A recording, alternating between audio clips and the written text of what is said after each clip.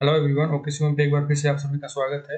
EVS pedagogy का part 5 आज यहाँ पे हम लोग कंटिन्यू करेंगे और यह एक टॉपिक वाइज सीरीज चल रही है जिसमें हम लोग आज का जो टॉपिक है सीसी यानी सतत मूल्यांकन से 10 प्रमुख क्वेश्चंस करने वाले हैं। तो पिछले वीडियो में हम लोग 4 पार्ट कंप्लीट कर दिए हैं, वो भी टॉपिक वाइज थे और सारे आपके जो पेडागॉजी सेक्शन है वो सारे कंप्लीट कर दिए गए हैं। आपके चाहे कोई भी सब्जेक्ट हो, संस्कृत, हिंदी, इंग्लिश, मैथमेटिक्स, सारे पेडागॉजी कंप्लीट हैं। आप जाके प्लेलिस्ट में देख सकते हैं। चलो शुरू करते हैं फिर आज का ये सीसी टॉपिक से 10 प्रमुख क्वेश्चंस को। लास्ट में आप लोग बता भी सकते हो कितने मार्क्स मिल रहे हैं आपके। 10/10। मुझे उम्मीद है काफ़ी आसान क्वेश्चन है और सारे आपको मिलेंगे, तो ध्यान से करिएगा इसको। चलो शुरू करते हैं पहले क्वेश्चन से। नेहा कक्षा 5 के ईवीएस विषय में नीचे दी गई मूल्यांकन तकनीकी का प्रयोग करती है। नेहा एक टीचर है जो कि कक्षा 5 के ईवीएस यानी इन्वायरमेंटल स्टडीज विषय में नीचे दी गई मूल्यांकन तकनीकी का प्रयोग करती है। नीचे कौन सी मूल्यांकन तकनीकी दी गई है? अब चूंकि ये सीसी से रिलेटेड क्वेश्चन है तो यहाँ पे मूल्यांकन से ही प्रमुख क्वेश्चन होंगे।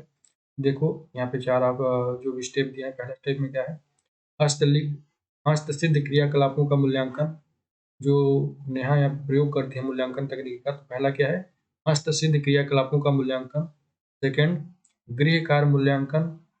थर्ड, परियोजना कार्य मूल्यांकन। और आपका ये फोर्थ, मौखिक परीक्षा। नीचे दी गई तकनीकों का कौन सा युगल सब अधिक वस्तुनिष्ठ मूल्यांकन दे सकता है? इसमें सबसे ज्यादा ऑब्जेक्टिव मूल्यांकन कौन सा रिप्रेजेंट करेगा? ऊपर के 3 स्टेटमेंट दिए हैं। फर्स्ट नंबर ये रहा हस्तलिखित क्रियाकलापों का मूल्यांकन, सेकंड ये रहा गृह कार्य मूल्यांकन, थर्ड रहा परियोजना कार्य मूल्यांकन और फोर्थ मौखिक परीक्षा। तो इन सारे नीचे जो ऑप्शंस दिए गए हैं इन चारों में से कौन सा सबसे उपयुक्त होगा जो वस्तुनिष्ठ मूल्यांकन दे यानी ऑब्जेक्टिव टाइप का इवैल्यूएशन वहां पे प्रदान करेगा? तो ऑप्शंस क्या दिए हैं? केवल सेकेंड या थर्ड, फर्स्ट या फोर्थ, सेकेंड या फोर्थ, फर्स्ट या सेकेंड। यहाँ पे पहले का क्या आंसर होगा?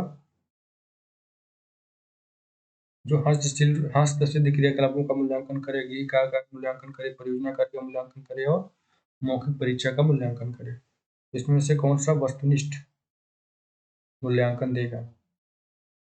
पहले का आंसर क्या होगा? तो यहाँ पे जो पहले का आंसर हो जाएगा, देखो वस्तुनिष्ठ मूल्यांकन एक प्रकार का प्रश्न होता है जिसका एक ही सही उत्तर होता है यानी ऑब्जेक्टिव टाइप होता है। जैसे हम लोग ये कर रहे हैं, ये सीरीज क्या है? ऑब्जेक्टिव टाइप ही सीरीज चल रही है। और हाथों की गतिविधियों का मूल्यांकन और मौखिक परीक्षण एक अधिक उद्देश्यपूर्ण मूल्यांकन होने की संभावना है। यानी यहाँ पे जो आपका ऑप्शन हो जाएगा फर्स्ट और फोर्थ, बी नंबर। हस्तक्षेप क्रियाकलापों का मूल्यांकन और मौखिक परीक्षा, तो ये इन दोनों के माध्यम से वस्तुनिष्ठ मूल्यांकन को प्रभावी बनाया जा सकता है। ठीक है, तो यहाँ पे आंसर बी हो जाएगा फर्स्ट का। अगले क्वेश्चन को चलते हैं, क्वेश्चन नंबर सेकेंड। निर्देश, एक निर्देश दिया है। निर्देश क्या है? सबसे उचित विकल्प चुनकर लिखना है। अब क्वेश्चंस क्या है? आकलन प्रक्रियाओं के बारे में निम्नलिखित में से कौन सा कथन सबसे कम उपयुक्त है? ये टॉपिक कौन सा चल रहा है? CCE, कंटिन्यूअस कॉम्प्रिहेंसिव इवैल्यूएशन का फुल फॉर्म होता है। ठीक है, तो इसमें बताना है क्वेश्चंस में आकलन प्रक्रियाओं के बारे में निम्नलिखित में से कौन सा कथन सबसे कम उपयुक्त है। ध्यान रखिए, सबसे कम उपयुक्त है। तो ऑप्शंस क्या दिए हैं? आकलन के आधार को समझने में स्व आकलन बच्चों की मदद करता है, या फिर बच्चों का आकलन वैयक्तिक रूप से अथवा सामूहिक रूप से, व्यक्तिगत रूप से या फिर सामूहिक रूप से किया जा सकता है। तो क्या ये सबसे कम उपयुक्त होगा? या फिर आकलन बच्चों को तुलना करने और उन्हें रैंक देने के लिए नहीं होता है? तो क्या ये सबसे कम सत्य होगा? या फिर आकलन सत्र के अंत में किया जाना चाहिए? इसमें आपको बताना है कि जो आकलन प्रोसेस होती है, इवैल्यूएशन प्रोसेस होती है, उसमें सबसे कम उपयुक्त कौन सा है? उपयुक्त तो ठीक है, लेकिन सबसे कम उपयुक्त यानी लेस देन यूजेबल। यहाँ पर सेकेंड का आंसर क्या होगा?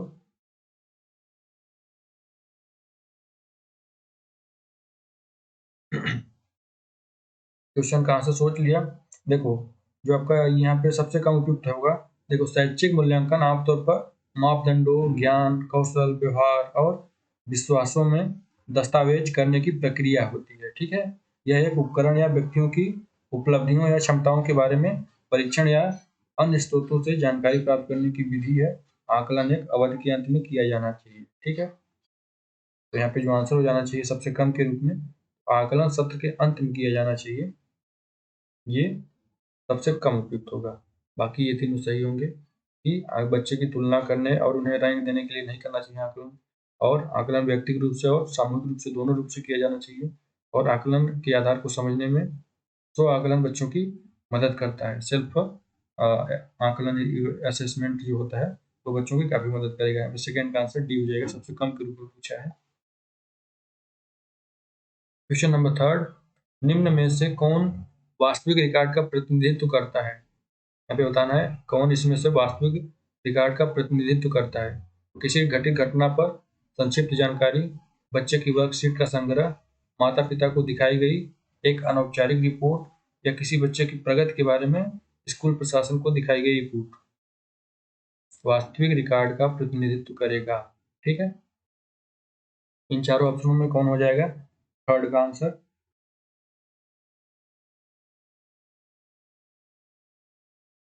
आप इसको इंग्लिश में देख सकते हो, वास्तविक रिकॉर्ड को क्या बोल सकते हो?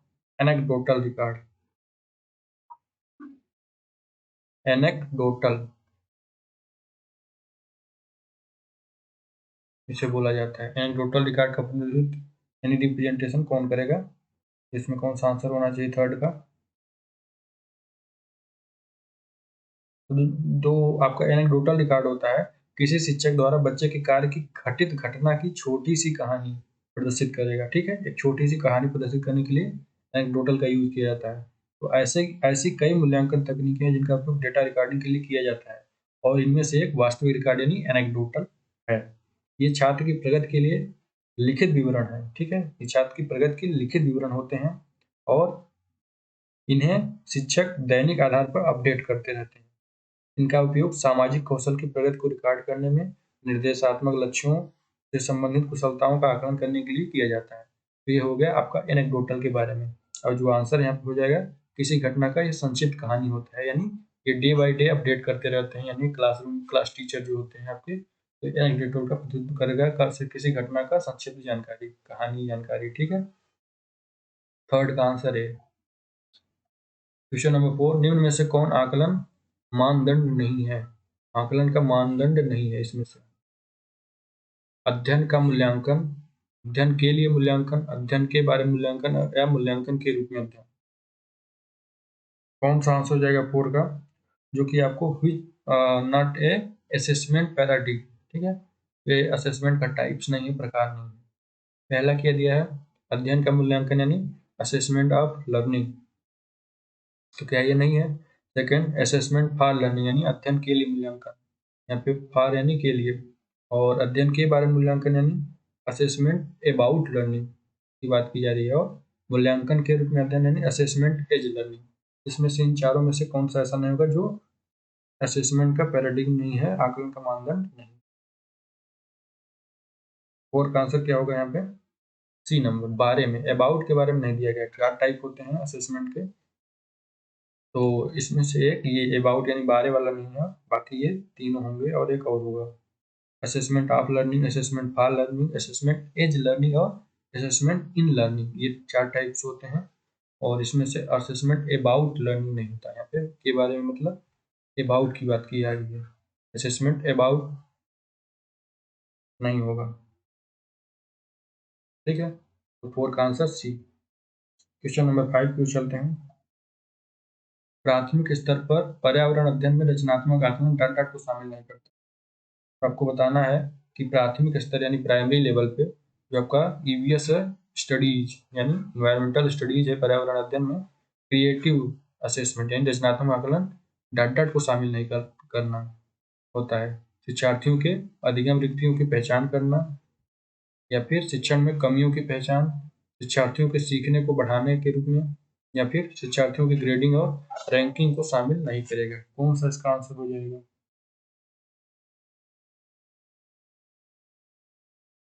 फॉर्मेटिव असेसमेंट यानी रचनात्मक आकलन में 5 का आंसर क्या होना चाहिए यहाँ पे?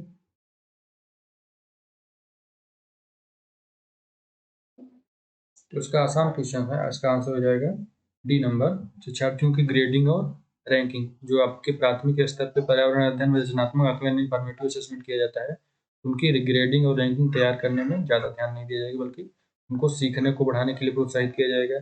शिक्षण की कमियों को उनकी पहचान करके दूर करने की कोशिश किया जाएगा। शिक्षार्थियों के अधिगम रिक्तियों की पहचान किया जाएगा, ठीक है, जबकि उनकी ग्रेडिंग रैंकिंग निकाल करके, क्योंकि उस समय प्राइमरी लेवल पे सिखाना प्रमुख उद्देश्य होता है, ग्रेडिंग रैंकिंग का कोई ज़्यादा वैल्यू नहीं होता है, महत्व नहीं होता है। यहाँ पे 5 का आंसर नहीं के रूप में डी होगा। क्वेश्चन नंबर 6, निर्देश दिया गया है, दिए गए कथन के लिए सबसे उपयुक्त विकल्प का चयन करना है, ठीक है। तो जो निर्देश होते हैं तो ऐसे ही होते हैं। क्वेश्चंस क्या है, निरंतर और व्यापक मूल्यांकन का मुख्य उद्देश्य क्या है, यानी continuous and comprehensive valuation, CC topic का क्वेश्चन चल रहा है। हमें बताना है सीसी का मुख्य उद्देश्य, मेन ऑब्जेक्टिव क्या है।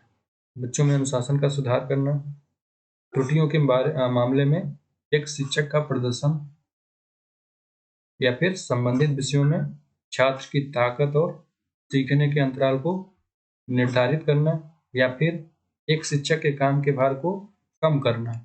अब बताना है यहाँ पे निरंतर और व्यापक मूल्यांकन का मेन ऑब्जेक्टिव कौन सा है, इन चारों में से ए बी सी डी। 6 का आंसर क्या होना चाहिए, सीसीई का मुख्य उद्देश्य क्या होगा। सोच लिया आंसर, तो इसका जो आंसर हो जाएगा, सीसीई का मुख्य उद्देश्य विद्यालय में मौजूदगी के दौरान बच्चे के हर पहलू का मूल्यांकन करना होता है। और ऐसा माना भी जाता है कि परीक्षा के दौरान पहले बच्चे के दबाव को कम करने में सहायता करने के लिए छात्र को पूरे वर्ष कई परीक्षणों में बैठाना होगा, ठीक है। इसमें बार बार परीक्षण किए जाते हैं, जिससे वर्ष के अंत में किसी परीक्षण या पाठ्यक्रम को शामिल नहीं किया जाएगा। मूल्यांकन का प्राथमिक उद्देश्य बच्चों की सीखने की क्षमता में आने वाली कमी में सुधार लाना होता है। शिक्षकों को समय पर कार्यवाही करना चाहिए और छात्र की ताकत निर्धारित करने के और सीखने के अंतराल को पूरा करने के लिए छात्र पर ध्यान भी देना चाहिए। यानी ये सब इसके क्वालिटीज हैं, गुण हैं, विशेषताएं हैं या उद्देश्य हैं। तो 6 का जो आंसर हो जाएगा यहाँ पे, संबंधित विषय में छात्र की ताकत और सीखने के अंतराल को निर्धारित करना मुख्य उद्देश्य होना चाहिए, सीसीई का होता भी है। क्वेश्चन नंबर 7, रचनात्मक आकलन के बारे में बताना है। इसमें रचनात्मक आकलन कौन सा है, निरंतर और जारी प्रक्रिया यानी ऑनगोइंग प्रोसेस, सीखने के बाद होता है, समय समय पर होता रहता है, या इनमें से कोई नहीं।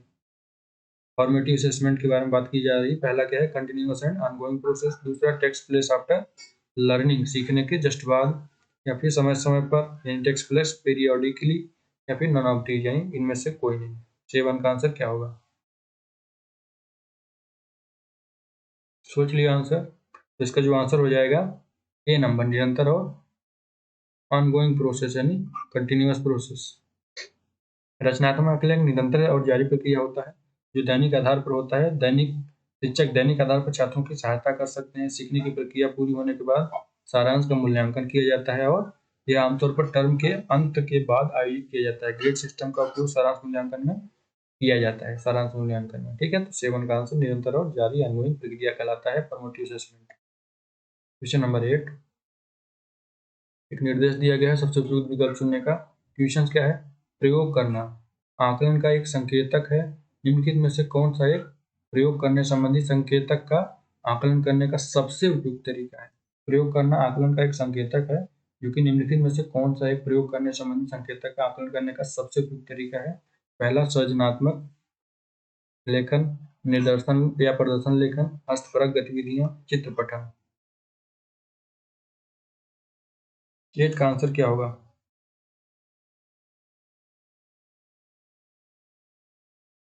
प्रयोग करना यानी का आकलन का एक संकेतक है। प्रयोग करना आकलन का एक संकेतक है, असेसमेंट का एक सिंबल्स है। निम्नलिखित में से कौन सा एक प्रयोग करने संबंधी संकेतक का आकलन करने सबका सबसे उपयुक्त तरीका होगा। यहाँ पे आंसर क्या हो जाएगा, हस्तपरक गतिविधियां, इसके माध्यम से आकलन करने का सबसे उपयुक्त तरीका माना जाता है, ठीक है। प्रयोग सूचक आकलन करने के लिए व्यवहारिक और क्रियाशील गतिविधि, चित्र पढ़ने, रचनात्मक लिखन और प्रदर्शन के विषय के बजाय सबसे उपयुक्त तरीका होता है। व्यवहारिक प्रयोग मात्र एक गतिविधि नहीं है, बल्कि वास्तव में यह केवल एक प्रक्रिया है। यह सार्थक अभ्यास अध्ययन के साथ शिक्षण और अधिगम का एक तरीका होता है। हस्तपरक गतिविधियां इसमें शामिल होगा, ठीक है। 8 का आंसर सी। क्वेश्चन नंबर 9, निम्न में से कौन सा पर्यावरण की कक्षा में रूपात्मक आकलन का समुचित कार्य नहीं है? अब यहाँ पे बताना है रूपात्मक आकलन का समुचित कार्य मतलब सबसे उचित कार्य नहीं है, और कहाँ पे? पर्यावरण की कक्षा में यानी इन्वायरमेंटल क्लासेस में। तो ऑप्शंस क्या दिया है? पाठ में दी गई महत्वपूर्ण शब्दावली की परिभाषा की व्याख्या करना, क्या ये रूपात्मक आकलन का समुचित कार्य नहीं होगा?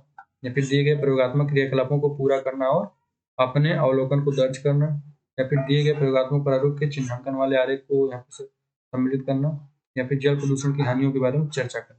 यहाँ पे ऐसा कौन सा होगा जो रूपात्मक आकलन का समुचित कार्य नहीं होगा? 9 का आंसर क्या होना चाहिए?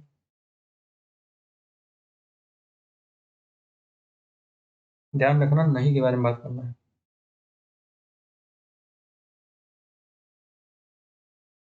तो यहाँ पे जो 9 का आंसर हो जाएगा ए नंबर, पाठ में दी गई महत्वपूर्ण शब्दावली की परिभाषा की व्याख्या करना।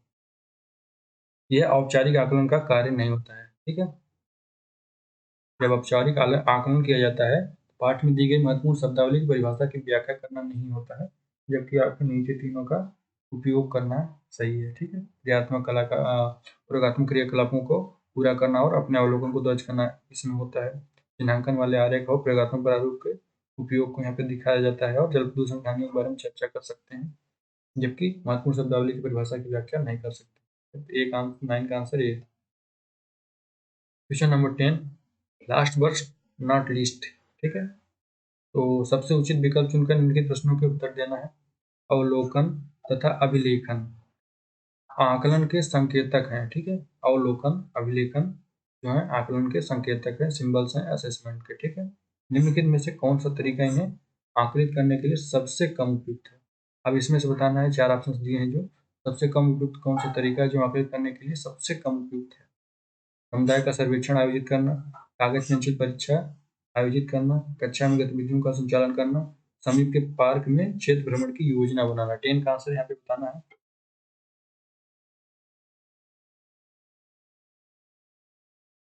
अवलोकन अभिलेखन यानी ऑब्जर्वेशन एंड रिकॉर्डिंग, इसका मतलब इंग्लिश में क्या होगा? अवलोकन यानी ऑब्जर्वेशन, अभिलेखन यानी रिकॉर्डिंग, लिखा भी है यहाँ पे। तो आपको बताना है इसका कौन सा एक संकेतक है। यहाँ पे 10 का आंसर क्या होगा? कागज पेंसिल परीक्षा आयोजित करना। कागज पेंसिल परीक्षा आयोजित करना ये सबसे कम उपयुक्त होगा, अवलोकन और अभिलेखन, ठीक है। जबकि आपका समुदाय का सर्वेक्षण आयोजित करना ये उपयुक्त है, ठीक है। और आपका ये कक्षा में गतिविधियों का संचालन करना, इसमें कॉम्प्रिहेंसिव वे में किया जाएगा। कई सारे एक रूप को शामिल कर सकते हैं इस माध्यम से। डी में समीप के पार्क में क्षेत्र भ्रमण की योजना भी बनाना इसके अंतर्गत आएगा, लेकिन ऑब्जर्वेशन और अभिलेखन के अंतर्गत। लेकिन कागज पेंसिल परीक्षा आयोजित करना ये अवलोकन या अभिलेखन के अंतर्गत उतना ज्यादा नहीं आएगा, क्योंकि एक लेख लिख रहा है तो उसको ऑब्जर्व कर सकते हैं, अभिलेखन कैसे करेंगे, रिकॉर्डिंग वगैरह, इस तरह से ये सम्मिलित नहीं होगा। 10 का आंसर बी नंबर हो जाएगा, ठीक है। ये वीडियो यहीं पे समाप्त होता है। अगर आप लोग चैनल पर नए हैं सब्सक्राइब कर लीजिएगा, वीडियो को शेयर भी करिएगा, और साथ में कमेंट बॉक्स में बता सकते हो कितने मार्क्स मिले हैं 10 में। मुझे उम्मीद है कि आप सभी को पूरे के पूरे मिले होंगे, तो ये आप बता सकते हो। साथ ही अगर नहीं मिले हैं तो फिर से रिवाइज करके देख लेना। चलो अगले वीडियो में अगले सीरीज को कंप्लीट करेंगे।